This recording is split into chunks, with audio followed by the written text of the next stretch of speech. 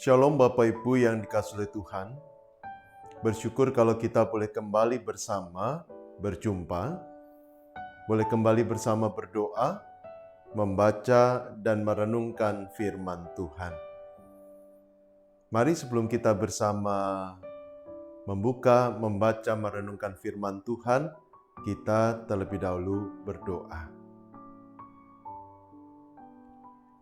Tuhan yang Maha Baik, Tuhan yang penuh kasih, kami sungguh bersyukur untuk kesempatan pada saat ini kami boleh berjumpa, boleh bersama berdoa, membaca dan merenungkan kebenaran firman Tuhan. Kami percaya Tuhan ada bersama dengan kami dimanapun kami berada. Tuhan berkarya di dalam hati kami sehingga kami dapat mengerti, memahami firman-Mu dan melakukannya di dalam kehidupan kami. Terima kasih ya Tuhan. Di dalam nama Tuhan Yesus yang Maha Baik kami sudah berdoa. Amin. Bapak dan Kasih Tuhan, pada saat ini saya mengajak kita bersama membuka surat Filipi pasal yang kedua.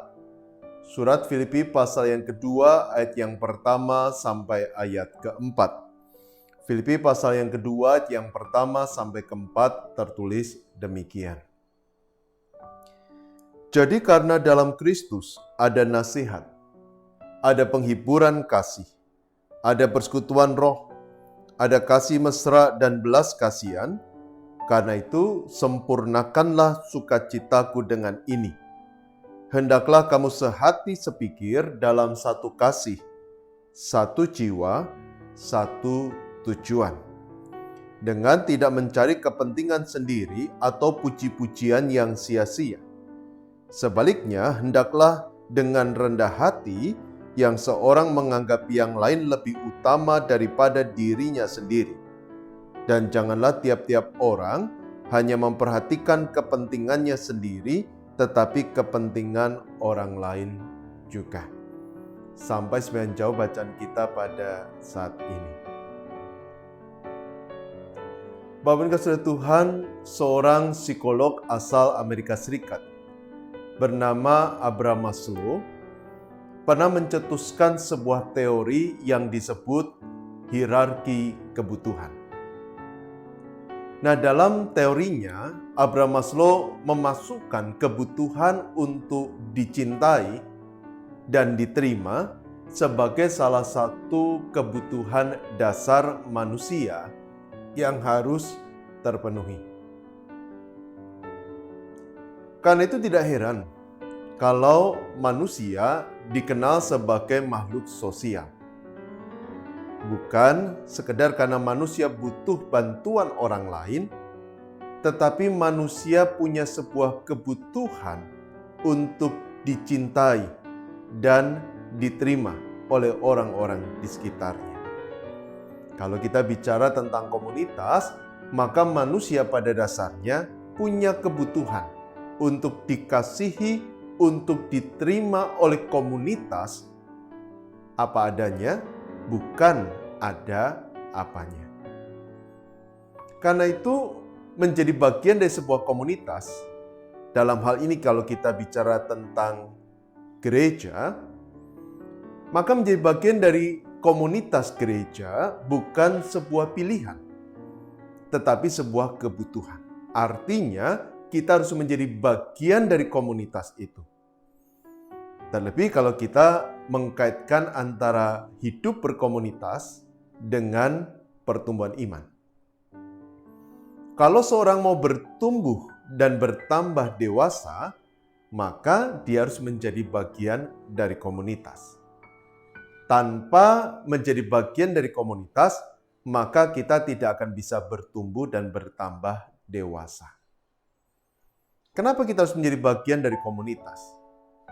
Bapak Ibu yang dikasihi Tuhan, ketika seorang ingin bertumbuh dan bertambah dewasa, maka dia harus menjalani sebuah proses seiring dengan waktu. Dalam proses itu tidak jarang kita menyimpang dari jalan Tuhan. Disitulah kita membutuhkan orang-orang, saudara seiman, anggota komunitas lain untuk mengingatkan kita, menasihati kita agar kita kembali ke jalan Tuhan.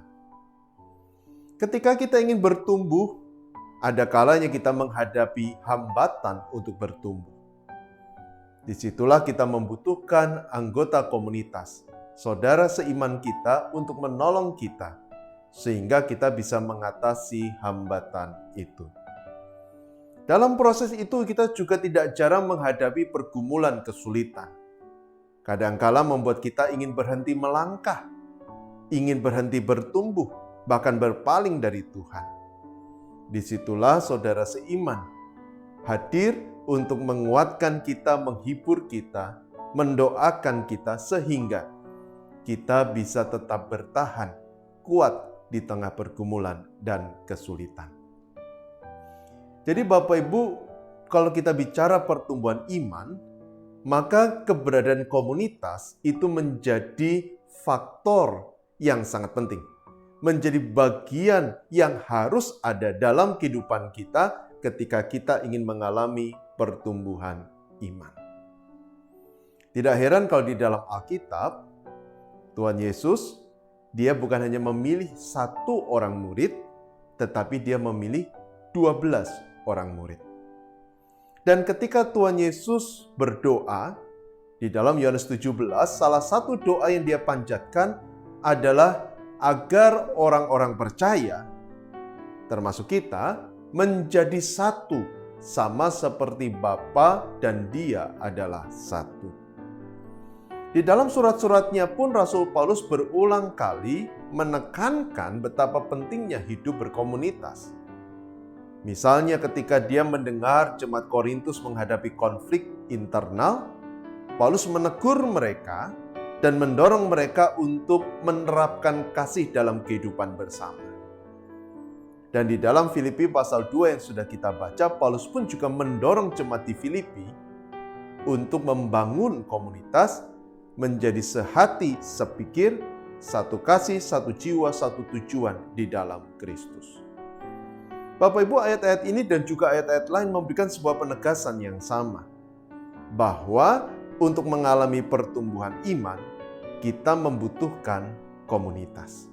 Untuk bisa bertambah dan menjadi pribadi yang dewasa, kita harus menjadi bagian dari komunitas.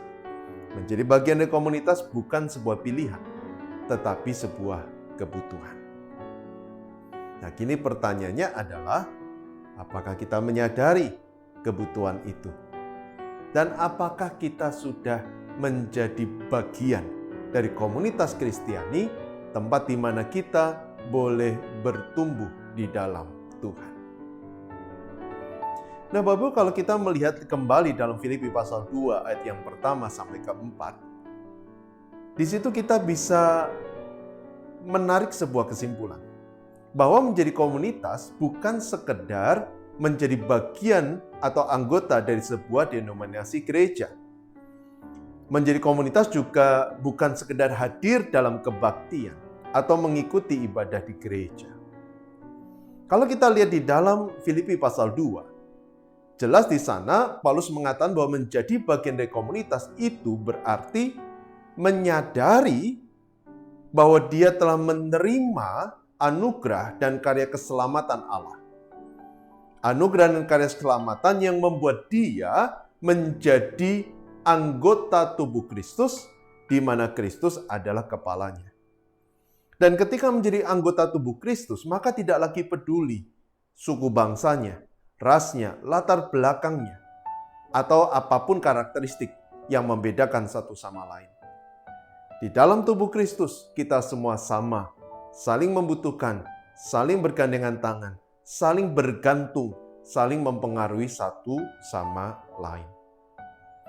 Dalam 1 Korintus 12, Paulus pernah berkata, ketika tangan, dia tidak bisa berkata bahwa aku tidak butuh kaki. Dia tidak akan bisa berjalan tanpa kaki. Tangan butuh kaki.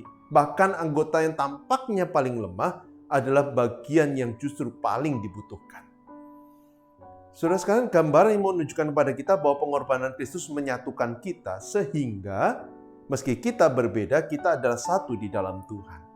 Tidak lagi memandang perbedaan itu, kita semua adalah sama-sama saudara seiman, anggota tubuh Kristus.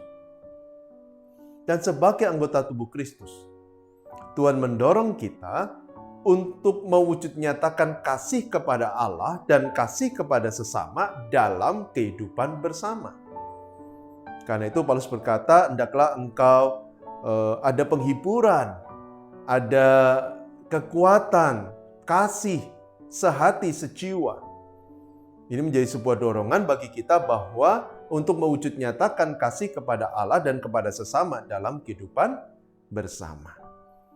Jadi saudara menjadi bagian dari komunitas kembali bukan bicara saya anggota gereja mana. Saya hadir di gereja, ikut di kebaktian di gereja mana. Bukan itu. Menjadi bagian dari komunitas berarti saya secara aktif, berinisiatif, terlibat, memberi kontribusi dalam komunitas itu. Mewujud nyatakan kasih Allah dan kasih kepada sesama dalam kehidupan bersama.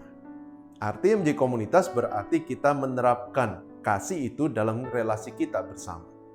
Ketika kita melihat ada saudara kita, dia menyimpang dari jalan Tuhan, maka Tuhan katakan, hendaklah engkau menasihati dia. Ketika ada saudara kita menghadapi hambatan untuk bertumbuh, Tuhan mendorong kita untuk menolong dia agar bisa mengatasi hambatan itu. Ketika kita melihat saudara kita mengalami pergumulan, Tuhan mendorong kita untuk memperhatikan dia, mendoakan dia, menghibur dia, hadir sebagai sahabat bagi dia. Jadi saudara mewujud menjadi bagian dari komunitas itu berarti mewujud nyatakan kasih kepada Allah dan kepada sesama dalam kehidupan bersama. Dan hal ini baru bisa dilakukan kalau kita punya kerendahan hati. Kenapa kita harus memiliki kerendahan hati? Ketika seorang merasa dirinya hebat, dirinya kuat, maka dia tidak akan membutuhkan komunitas. Dia tidak akan menjadi bagian dari komunitas. Tetapi ketika seorang sadar bahwa hidupnya adalah anugerah dari Tuhan, bahwa semua yang dia miliki adalah anugerah dari Tuhan, bahkan komunitas itu pun adalah anugerah dari Tuhan, untuk menolong dia agar bisa bertumbuh dan menjadi setia sampai akhir hidupnya, maka dia tidak akan menepuk dada dan berkata, aku tidak butuh siapapun. Tapi dalam kerendahan hati, dia akan berkata, aku butuh Tuhan. Dan melalui sahabat saudara seiman, disitulah aku akan bertumbuh di dalam Tuhan. Jadi Bapak Ibu, untuk mewujudkan komunitas yang Allah inginkan, maka dibutuhkan kerendahan hati. Itulah alasan kenapa dalam Filipi pasal 2, Paulus mendorong kita untuk menjadi pribadi yang rendah hati, meneladan kepada Kristus. Di dalam kerendahan hatilah, maka kita akan belajar untuk lebih mengedepankan kepentingan bersama di atas kepentingan pribadi. Mengedepankan kepentingan orang lain lebih daripada kepentingan diri sendiri. Di dalam kerendahan hati itu pula, kita tidak akan merasa lebih hebat dari orang lain, tapi kita akan belajar, bersedia belajar, sederap selangkah dengan orang lain. Di dalam kerendahan hati itu pula, kita tidak akan membeda-bedakan orang, tetapi kita akan memperlakukan semua orang sama sebagai saudara seiman di dalam Tuhan. Dan ketika setiap anggota komunitas melakukan hal itu, maka kasih bukan hanya menjadi sebuah slogan, tetapi mewujud nyata dalam kehidupan kita bersama. Pada saat itu, komunitas kita bertumbuh, gereja Tuhan akan bertumbuh, dan kita akan boleh menjadi saluran berkat bagi banyak orang. Tapi ketika kita bersikap sombong, ketika kita menolak untuk berkontribusi dalam kehidupan bergereja, maka justru kita menjadi penghambat dalam gerak dan langkah gereja di tengah dunia ini. Nah, Bapak Ibu, gini pertanyaan sekarang bagi kita adalah, apakah kita menyadari bahwa kita membutuhkan komunitas? Sudahkah kita menjadi bagian dari komunitas? Sudahkah kita berkontribusi secara aktif penuh inisiatif bagi pertumbuhan komunitas kita? Sudahkah kita dalam kerendahan hati saling menguatkan, saling mengasihi, memperlakukan orang lain dengan penuh kasih seperti yang Allah inginkan? Ketika kita melakukannya, maka gereja Tuhan akan bertumbuh. Gereja Tuhan akan kuat. Gereja Tuhan akan menjadi saluran berkat bagi banyak orang. Amin. Mari kita bersama berdoa. Tuhan yang Maha Baik, Tuhan yang penuh kasih, kami sungguh bersyukur kesempatan kami boleh bersama membaca merenungkan firman Tuhan, bahkan memahami kehendak Allah bagi gereja-Mu, bagi setiap kami, baik secara personal maupun secara komunal, sebagai pribadi maupun sebagai keluarga besar gereja Tuhan GKI Kutisari Indah. Mampukan kami untuk bergandengan tangan, mampukan kami untuk bertumbuh bersama, mampukan kami untuk saling membangun satu sama lain, menjadi pribadi-pribadi yang sama-sama dewasa, sehingga gereja Tuhan pun juga menjadi gereja yang dewasa, gereja yang mampu menghadirkan kasih Allah, gereja yang mampu mengerjakan misi Allah, gereja yang bisa menjadi saluran berkat bagi banyak orang. Berkatilah ya Tuhan setiap kami. Dan hamba-Mu ingin terus berdoa untuk setiap jemaat-Mu, Tuhan yang terus berkati dalam pekerjaan, dalam usaha, di tengah situasi yang sulit kami percaya berkat Tuhan dicurahkan, dan Tuhan mencukupkan semua yang kami butuhkan. Kami pun juga berdoa untuk anak-anak kami dalam studi mereka, Tuhan yang juga berikan hikmat, semangat, ketekunan, sehingga meski situasi sulit ada banyak hambatan, tetapi mereka dimampukan untuk meraih prestasi dan dipersembahkan kepada Tuhan. Berkati juga untuk keluarga kami, berikan damai dan sukacita. Berkati saudara kami yang sakit, Tuhan yang melawat mereka, Tuhan yang menjamah mereka. Berkatilah juga untuk setiap kami, Tuhan beri kami kesehatan dan biarlah kami memakai kesehatan itu untuk giat berkarya bagi kemuliaan nama Tuhan. Berkatilah juga untuk GKI Kutisari Indah, gereja milik Tuhan, Allah yang berkasih karunia memimpin, menyertai dan menolong gereja-Mu agar gereja boleh terus bertumbuh di dalam Tuhan, menjadi saluran berkat bagi banyak orang. Berkati juga ya Tuhan untuk setiap pelayanan ibadah minggu, ibadah sekolah minggu, maupun juga persekutuan pemuda, persekutuan komisi remaja, kegiatan PA, dan lain sebagainya. Biarlah melalui itu semua kami semua boleh semakin bertumbuh di dalam Tuhan. Berkati juga ya Tuhan untuk kota Surabaya, berikan damai dan sukacita, berkati Indonesia. Terima kasih ya Tuhan. Kami percaya Engkau telah mendengar doa kami, dan yang terbaik Tuhan akan berikan dalam kehidupan kami. Karena itu kami menyerahkan hidup kami, permohonan kami, hari depan kami, seluruh rencana pengharapan kami ke dalam tangan kasih-Mu. Dan hamba memohon, Bapa berkenan Kau mengulurkan tangan dan memberikan berkat-Mu. Bapa yang kasih Tuhan, arahkan hati kepada Tuhan, terimalah berkat dari Tuhan. Tuhan Sang Maha Pemurah, Tuhan Kepala Gereja, Tuhan yang telah mati untuk kita dan menyatukan kita menjadi tubuh Kristus. Dia akan mengulurkan tangannya dalam kehidupan Bapak, Ibu, Saudara, memberikan berkat, memberikan sejahtera, memberikan damai, memberikan sukacita dari sekarang sampai selama-lamanya. Amin. Tetap sehat, tetap semangat, Tuhan memberkati. Mari kita bertumbuh bersama di dalam Tuhan.